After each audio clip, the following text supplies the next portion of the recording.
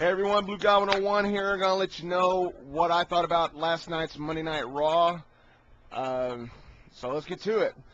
The show begins with Batista coming out to the ring. Didn't think Batista was that much of a show opener. And then I found out he's going to be fighting Santino Marella. And I love this guy's promos. I love the way this guy entertains the fans. He entertains the hell out of me.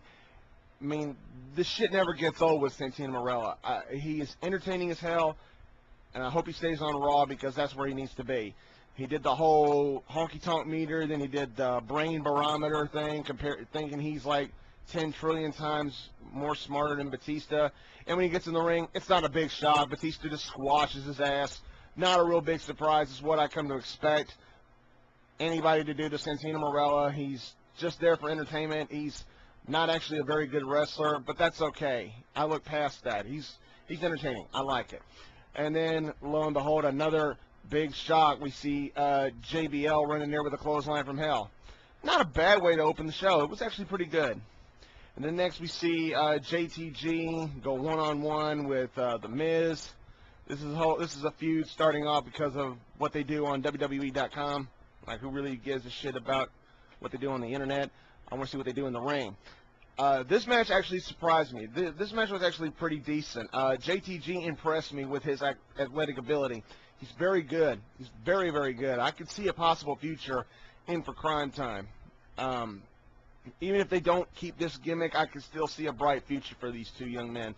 The match ended when John Morrison tried to interfere, got JTG distracted, and The Miz hit the reality check, which, by the way, is the stupidest fucking move I've ever seen in my life. The Miz really needs a new finishing maneuver because the reality check is fucking stupid. So The Miz picks up the victory. Decent match. The reality check, though, hurt the ending of it. I don't really like that move. That move is ridiculous. The next we have, Shawn Michaels. He cuts a promo, and it's actually a good promo with references to Hogan, Austin, and Brett. Very good. Very good. I was really surprised. And then he says, I got to find a partner who likes me. We all know who it was, so I'm going to tell you about that later. We see Charlie Haas cutting another one of his gimmicks. Him imitating the Great Khali, calling the Great Charlie. I love this gimmick he's got going right now. It is entertaining as shit. I love it. I loved it when he did John Cena. He did Charlito. The only one I didn't like was the one when he did JR. That one wasn't very funny to me. I respect Jim Ross, and I didn't find that very funny. But other than that, I like his gimmick. We had that intergender match with Jamie Noble teaming up with Mickie James to take on the Burchills. Very good match. I was surprised at it, but the ending hurt it a little bit. The ending, Jamie Noble put that armbar on Paul Burchill, and he tapped out within a millisecond. Didn't look like a believable submission. I didn't like the ending, but I love this rivalry going between Jamie Noble and William Regal. It's very awesome. I think they should keep it going. What else happened? We got an 8-man tag team match. We got CM Punk, Rey Mysterio, Kofi Kingston, and Evan Bourne. Those are 4 tremendous talents. I enjoy watching those guys move in the ring. They're going up against Kane, Priceless, and Manu. The match started off awesome. A lot of high-flying spots, a lot of flipping around, high jumping off the top rope. I loved it. But after it came back on from commercial break, it just turned into an average match. Ended with Kane choke-slamming Kofi Kingston and getting the victory. It was good until it went to commercial break and came back, and then it turned into absolute shit. Next we had, I think it was Lance Cade cutting a stupid-ass promo on stage. He didn't have to come out on stage and cut that ridiculous promo. And he could have done it backstage with Todd Grisham like Shawn Michaels did. It didn't make any sense to me. I mean, his mic skills are about just as good as Bobby Lashley's. Ouch, right? And it was even worse than Chris Jericho's promo with the damn ladder. Now, that was fucking stupid. Randy Orton. I don't like what they're doing with Randy Orton. I want them to start a feud with between him and CM Punk. But if they're going to have him feud with Mike Adams, Shane McMahon, JBL, all at the same time, it's like, okay, you got all these stories with Randy Orton. Which one are you going to use? And the one you pick, stick with it. Come on. It's not that hard to figure out. Get a story with Randy Orton and stick with it.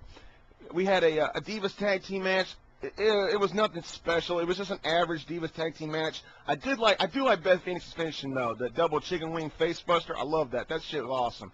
That was the only good thing of the match, the way it ended.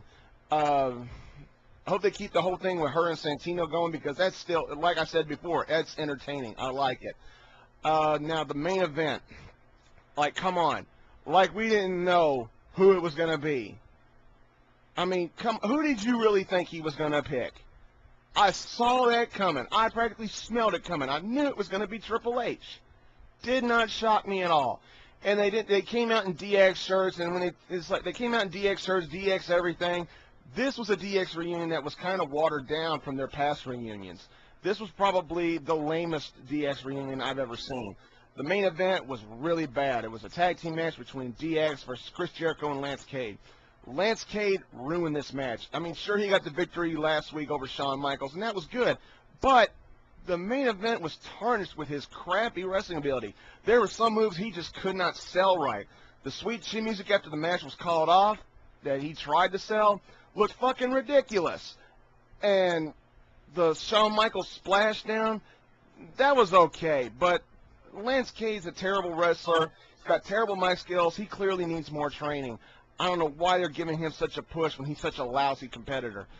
Overall, this pay-per-view gets a 6. It was average. It was still good. It was still good to watch.